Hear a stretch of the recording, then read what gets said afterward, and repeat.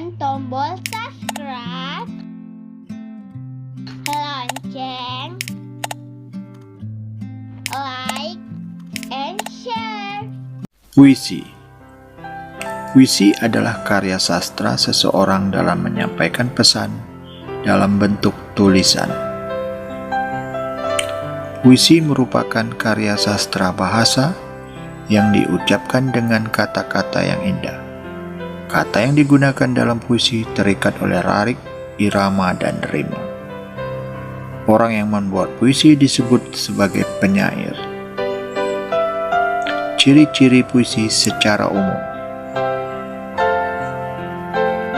1. Puisi terdiri dari kumpulan kata-kata yang tersusun menjadi larik. Larik ini dalam sebuah karangan adalah kalimat.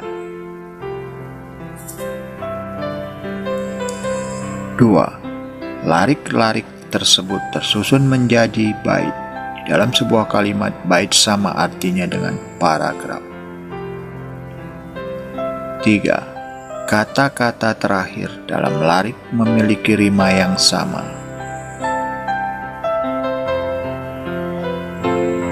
Contoh, rima terus a a a a.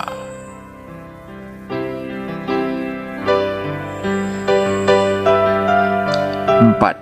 Setiap larik memiliki keteraturan bunyi vokal kata terakhir yang disebut dengan irama. Perhatikan contoh. Irama di sini adalah huruf terakhirnya au au au. Perhatikan skema bagian puisi. Di sini saya tampilkan sebuah puisi yang saya lingkar judul puisi, larik dan bait berpena berwarna merah. Nah, perhatikan contoh puisi.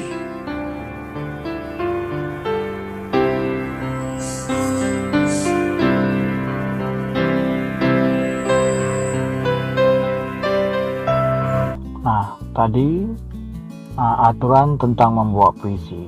Sekarang kakak akan ajarkan sedikit tentang membaca puisi. Membaca puisi berbeda dengan membaca cerita atau membaca prosa. Nah, dalam menyebutkan kata demi kata pada puisi itu harus dengan penghayatan. Nah, kalau di dalam prosa atau cerita itu selalu memakai tanda koma seperti ini, kemudian tanda titik. Kalau tanda koma di prosa itu menandakan bahwa berhenti sebentar, sedangkan tanda titik itu menandakan bahwa berhentinya lama. Namun kalau di dalam puisi kita memberi tanda berhenti sebentar atau tanda berhenti lama itu memberi tanda biasanya lazimnya memakai garis gini. Kalau garis satu ini untuk berhenti sebentar atau jedahnya pendek. Nah, kemudian dua ini biasanya tanda untuk berhenti lama. Nah, kemudian setiap dalam puisi itu harus diucapkan dengan jelas dan tidak tergesa-gesa, maksudnya terlalu cepat-cepat. Selain itu, intonasinya harus sesuai dengan puisi. Intonasi itu maksudnya naik turunnya nada dalam membaca atau mengucapkan kata-kata itu. Nah, kata dalam puisi yang ada harus diucapkan dengan nada tinggi, kadang-kadang ada dengan nada sedang dan nada rendah. Nah, biasanya dalam intonasi itu orang selalu memberi tanda untuk nada tinggi, nada sedang, nada rendah itu dengan angka. Contoh, kalau angka 2 itu suaranya sedang. Nah, kalau angka 3 itu biasanya tinggi. Nah, itu dia. Kalau 1, 2 ini untuk jeda suara beristirahatnya. Ini contoh, ada contoh puisi hanya satu kata. Jadi kalau kalian mau memberi tanda intonasi ataupun jeda ini boleh per suku kata, boleh per kata. Nah, kalau di sini contohnya misalnya ini suku kata. Jadi sepedaku, contoh sepedaku. Nah, ini dipenggal dia, dibuat tandanya dalam kalian membaca, kalian buat per suku kata. Misalnya sepedaku nih dikasih pas batas se ini dikasih jeda yang agak lama, p jeda lama, da ini 1 garis berarti cepat. Nah ini intonasinya 3, 2, 1. Kalau 3 kan kuat, jadi ucapkanlah sesuai aturan.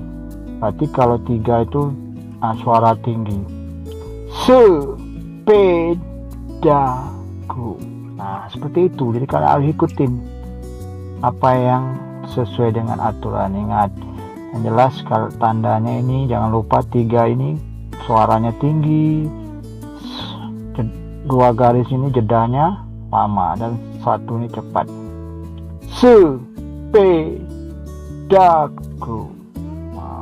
Ku itu kan 1 itu sudah nada rendah. Oke. Nah di sini kakak beri contoh sedikit aja. Ini ada puisi judulnya sepeda. Ini kakak kasih jedahan untuk per kata. Kalau tadi kan per suku. Nah jadi misalnya kita buat di sini jedahnya 1. Nah ini 2 garis. Ini bisa kalian pakai kalian sendiri yang punya cara dalam pengucapan. Misal kakak kasih di sini sedang rendah. Nah, ucapkan. Ingat ini 1, ini 2. Berarti ini agak panjang. Ini sedang aja. Setiap pagi hari. Ingat hari panjang walaupun nadanya rendah. Atau bisa kalian tukar. Ininya misalnya 3. 3 ini di sini 3, tapi di sini kalian cukup pendek saja. Nah yang ininya kalian buat jedanya 2, jadi ini yang panjang. Ini biasa sedang. Setiap pagi hari. Nah kan tinggi dia, 3-nya hari. Nah, boleh silakan. Jadi kalian sendiri. Atau di sini kita hapus saja. Ini kan penggalan persuku katanya. Misalnya boleh per 2 kata kalian penggal. Ini.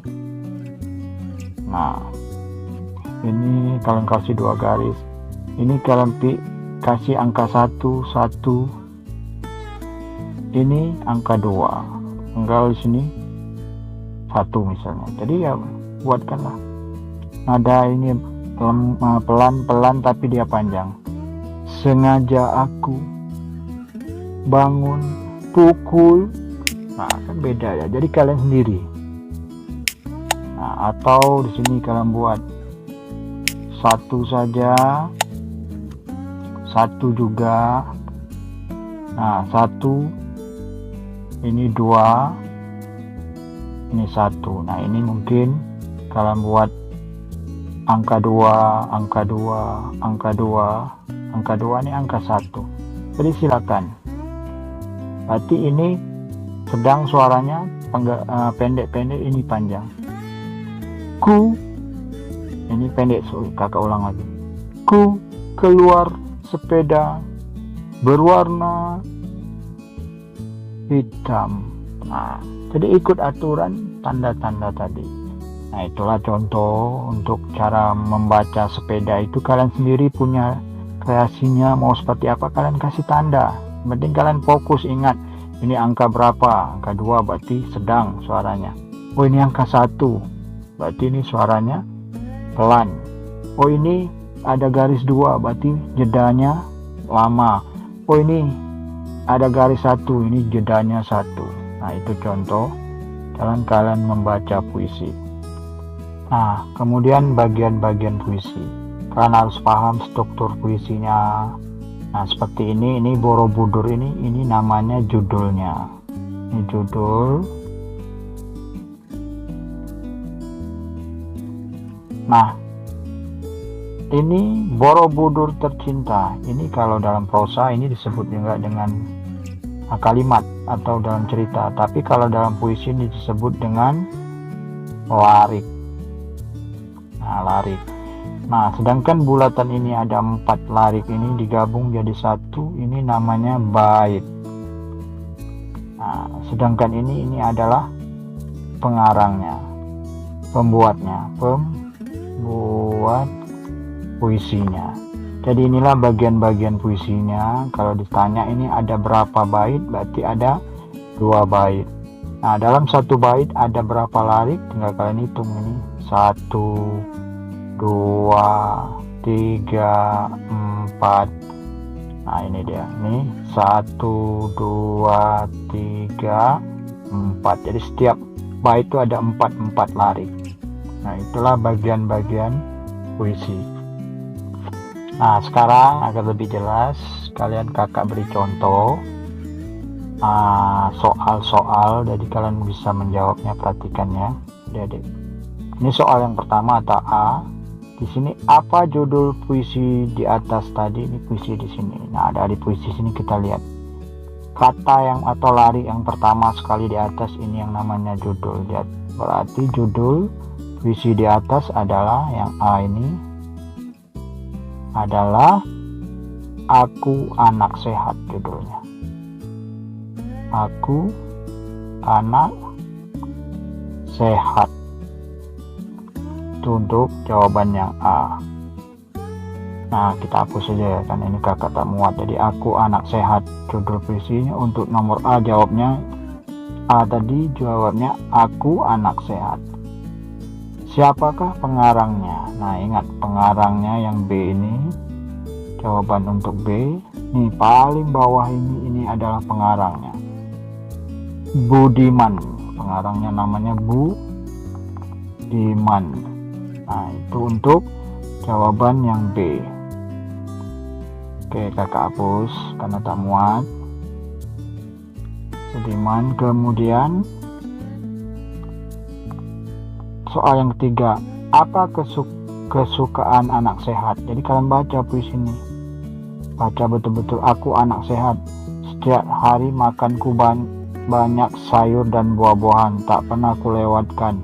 Minum susu menjadi kesukaanku. Aku anak sehat, tubuhku kekar dan kuat. Olahraga tak pernah kulewatkan, lari pagi bersama-sama teman. Aku anak sehat karena ibuku rajin dan cermat. Sejak bayi selalu dijaga dan dirawat. Jika aku sakit, segera diajak berobat. Jadi apa kesukaan anak sehat? Ini dia. Kesukaan anak sehat jawabnya banyak makan sayur dan buah-buahan. Kemudian minum susu. Kesukaan anak sehat. Kemudian olahraga juga. Lari olahraganya, itu dia kesukaan anak sehat. Jadi ini jawabannya yang C tadi. Makan sayur dan buah, jawab nomor C. Makan sayur dan buah, kemudian minum susu, olahraga, itu kesukaan anak sehat.